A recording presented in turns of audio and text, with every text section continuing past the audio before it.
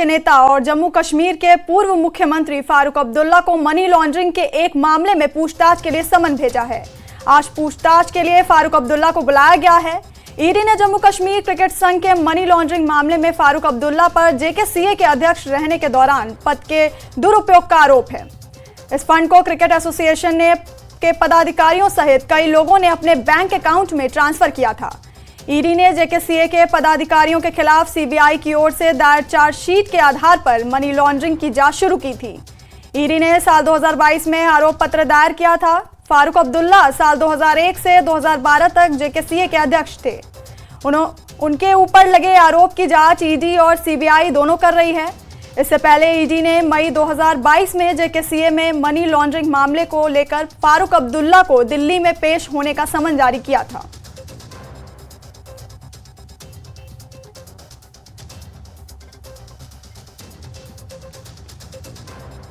और इसी खबर पे हमारे साथ लाइव हैं सरोज। क्या अपडेट है इस मामले पर?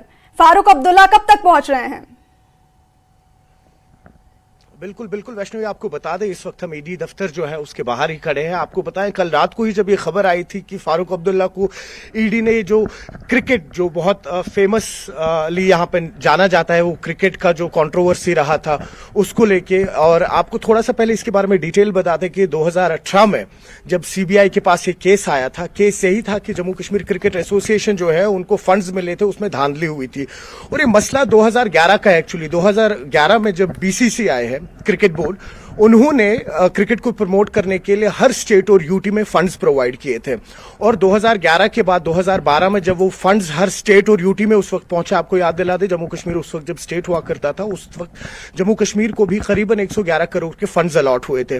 और उसके बाद जो भी ये केस था, जो 2012 में नए चेयरमैन आए थे जेकेसीए के, वो विसल ब्लोअर बने थे इस केस के। जब वो विसल ब्लोअर बने थे और उनका यही कहना था उस टाइम पे कि जो ही मैंने पद संभाला है यहाँ पे जेकेसीए का एज ए चेयरमैन, जो ही मैंने रिकॉर्ड्स देखे, मैंने देखा कि काफी सारी डिस्क्रिपेंसीज और धांधलियां हुई है बजट्स को लेके। जो उन्हें 111 करोड़ का बजट मिला था, उसमें ये पता लगा था कि 43 करोड़ जो है वो सिम्फन ऑफ कर दिए गए हैं, मतलब 43 करोड़ में धांधली हो चुकी है।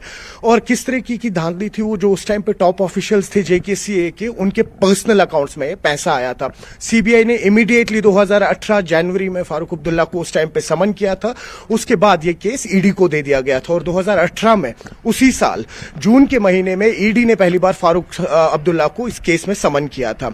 उसके बाद 2019 में एक और बार फारूक अब्दुल्ला समन हुए थे। और उसके बाद जैसा अभी आप कह रहे थे कि 2021 में फारूक अब्दुल्ला को एक और बार समन किया गया था। और उस वक्त आपको याद दिला दें, जब उनको ईडी में समन किया गया था, उनका ये उस वक्त कहना था, उनका एक बयान भी आया था कि हमें किसी चीज से डर नहीं है। हम उस टाइम पे स्टेट के हेड थे और जो भी मुझ पे जिम्मेदारियां थी वो मैंने निभाई है। और उस वक्त जम्मू कश्मीर क्रिकेट एसोसिएशन का मैं भले ही हेड था, लेकिन जितनी भी मीटिंग्स होती थी उसमें मेरी कोई इंटरफेरेंस नहीं रहती थी, ऐसा फारूक अब्दुल्ला का कहना था।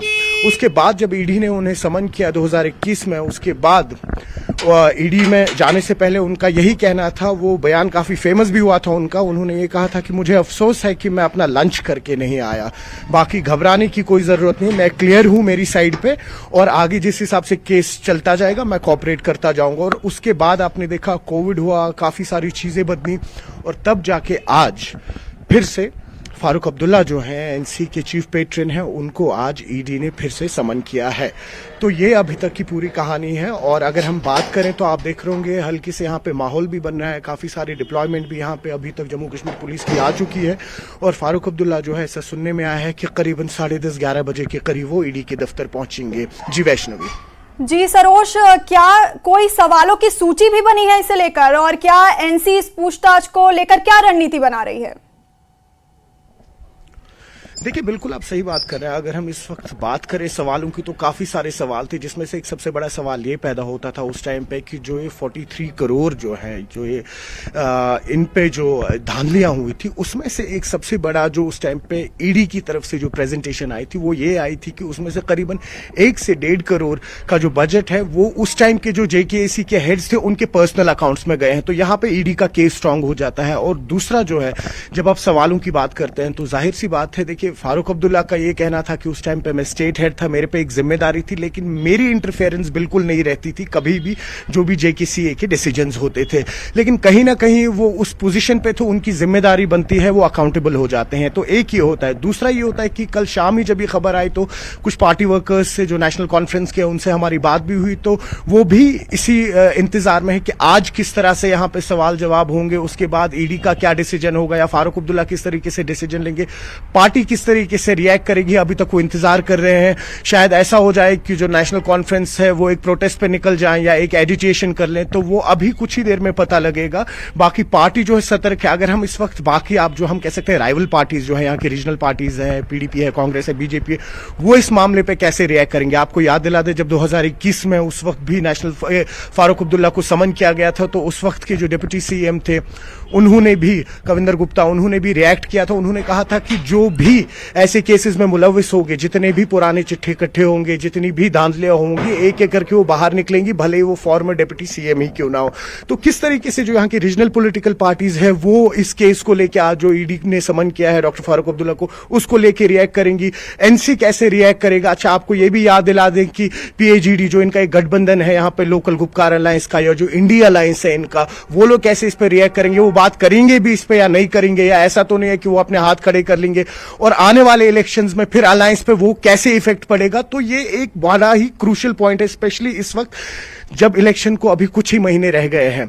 तो किस तरीके से यहाँ पे सारी लोकल पार्टीज और नेशनल कॉन्फ्रेंस रिएक्ट करेगा, वो भी अभी कुछ दिनों में ही पता लगेगा। जी वैष्णवी। जी सरोज, आपका बहुत धन्यवाद हमारे साथ जुड़ने के लिए।